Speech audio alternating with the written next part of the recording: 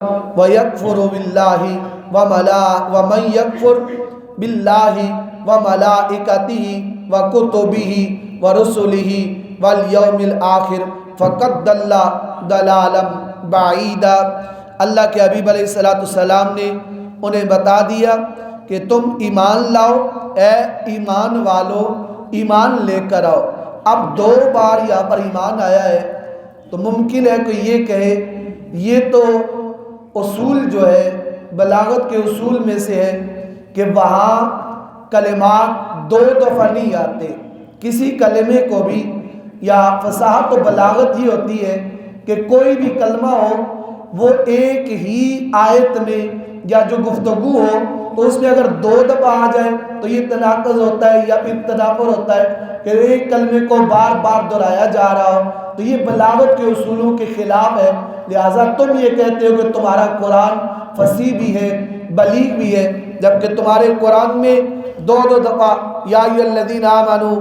آمنو، اے ایمان والو ایمان لاؤ، کیا معنی بنتا ہے اس کا؟ اے ایمان والو ایمان لاؤ، تو ایمان والے کون سا ایمان لے کر آئیں گے؟ تو اس کے متعلق حضرت ابن عباس فرماتے ہیں کہ عبداللہ بن سلام اور قیس سالبہ اور سلام سلمہ اور یمین، ان لوگوں کے متعلق یہ نازل ہوئی چونکہ وہ پہلی کتابوں پر ایمان لا رہے تھے، وہ ان کتابوں پر ایمان لائے ہوئے تھے، اس لیے انہیں کہا گیا اے آل ایمان تم ان کتابوں پر ایمان رکھتے ہو، باوجود اس کے مسلمان تب ہوں گے کہ یا ایھا الذین آمنو باللہ ورسولہ، اللہ پر ایمان لاؤ اور اس کی کتابوں پر ایمان لاؤ اور اس پر ایمان لاؤ جو رسول اللہ صلی اللہ علیہ وسلم پر اتارا گیا، والکتاب الذی انزل من قبل، اور ان تمام کتابوں پر جو اس سے پہلے نازل کی گئی، ومن یکفر باللہ، اور نہ مانے اللہ اور اس کے رسول اور اس کے فرشتوں اور اس کی کتابوں اور رسول اور قیامت کو، تو وہ ضرور دور کی گمراہی میں ہے۔ اکثر اوقات ہم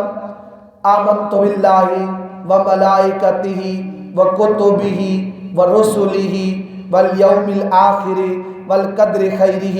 وشرہ من اللہ تعالی والبعث بعد الموت۔ ہم اگر یہ پڑھ لینا تو کچھ لوگ ایسے ہوتے ہیں جو آ کر یہ اعتراض کھڑا کر دیتے ہیں، اور جی دیکھا کہیں قرآن میں لکھا ہوا ایمان مفصل، قرآن میں لکھی ہوئی ہے ایمان مفصل کہ آپ پڑھتے ہو؟ یہ 5واں کلمہ قرآن میں کہاں لکھا ہوا ہے؟ 4تھا کلمہ کہاں لکھا ہوا ہے؟ ایمان مجمل کہاں لکھی ہوئی ہے جو تم ایسے ہی خواہ مخواہ میں پڑھتے رہتے ہو؟ تو ان سے کہہ دیا کریں اللہ کا قرآن کہتا ہے تم کس پر ایمان لاؤ؟ آمنو باللہ ورسولہ ونزل علی ومن یکفر باللہ، یعنی جو